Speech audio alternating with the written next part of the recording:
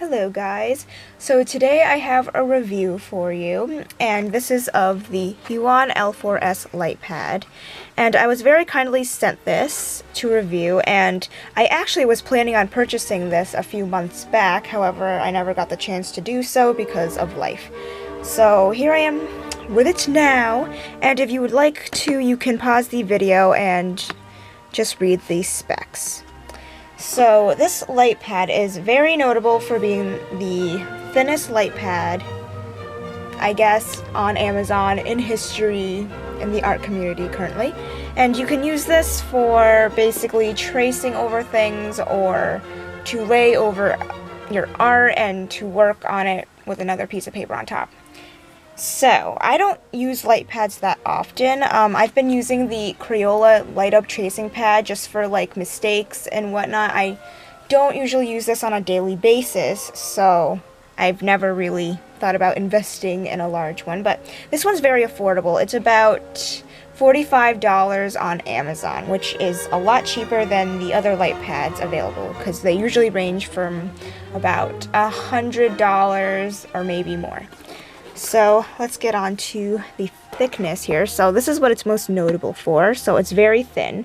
So I'm going to compare this to a a camera battery. So not sure if you can see this, but the camera battery almost seems thicker than the actual light pad itself. And despite being so thin, it is not flimsy or poorly made by any means. So here it is compared to a Copic marker. Very, very thin. So it's about, the actual workable space is 12, or I think it might be 11.5 by 8, or just regular paper size. So that's the workable space. You can get this larger. You can get it in A4, A2, A3, etc. So now I'm going to actually turn it on. Actually, before I turn this on, I just want to point out that this light pad is not chargeable. So you're going to have to plug it in to use it. So it uses a mini USB port thing to charge it and a USB port. So if you have a smartphone, you can easily just use the wall adapter to charge this or to use it. And the cord is about maybe 3 feet long or so. I can't show it all in the field of view, but this is how long it is, which is pretty nice.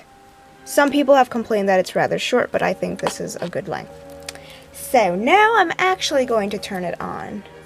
So this is the light pad turned on, and this is the brightest setting. So rather than having a fixed low, medium, and high setting, you can adjust this to how you want it to be. So not sure if you can really see this, but that's the power button right there. And by holding down the power button, you're able to change the level of brightness. So that's the lowest setting, and then you can gradually have it go back up to the brightest. So there's the brightest. And now I'm just going to demonstrate with some paper. So this is on the Console 140-pound watercolor paper. So this is rather heavyweight paper, much thicker than most cardstocks. So I'm going to leave that on top. And then on top of this, I'm going to add the Arch 140-pound watercolor paper so that you guys can see how it works with thicker papers. So you can see through it rather clearly. Let me try and zoom in. So you can see through it rather clearly, and while you can't see the smallest of details, such as her nose, there's still an indication that it's there. So you can see through it almost clearly. And I think 140 pound is the maximum in terms of watercolor paper. I think you might be able to get away with 200, but it's not going to be, as clear as this. So here's 2 sheets of 140-pound watercolor paper, and you can still see through it, so that's good.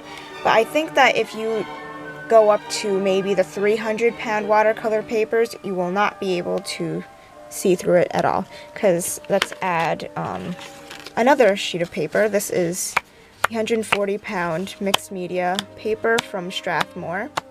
See, it's very thick, so if I were to add this on top, you will absolutely not be able to really see anything through it. Like, you can still see some of the lines, however, it's not as crisp and clear as you would probably want it to be.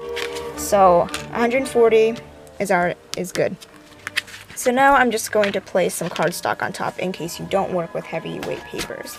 So this is some Gina K Pure Luxury Ivory cardstock. I don't remember how much this weighs, but I'm pretty sure it weighs 80 or 90 pounds. So if you place this right on top, you can see through it as clear as day. It's like you put a piece of tracing paper on top. So it definitely works with heavier weight cardstocks as well as watercolor. So let me just place this on top. See, even with this, you can still see the lines rather nicely. So that pretty much concludes the abilities of this light pad. I greatly enjoy this light pad, and if you are more of a serious hobbyist, this is a great light pad to use. Or if you're a professional, this is a great light pad to use. It's $45 on Amazon, which is much cheaper than, say, the Artograph light pads, because those range from about like $90 to $150, or let's say the Copic brand tracing pad that they have. So I really like this. It's good for my needs. It's nice and thin. It's lightweight. It's super bright, and I don't know what else to say about it. I'm very content because I just like how it's not bulky, because I tend to press really hard when I'm working with my inking pens, and if it's really bulky, and since my hands are really small, it's kind of difficult to work with. So if you are, just starting out and you want to practice, that Crayola tracing pad that I mentioned at the beginning of the video would probably be great for practicing. However, if you're planning on being a little more serious about it, then this is definitely a great choice. So that's pretty much it, and I hope you guys enjoyed this review. I hope it helped at least a little bit, and that's pretty much it. Bye!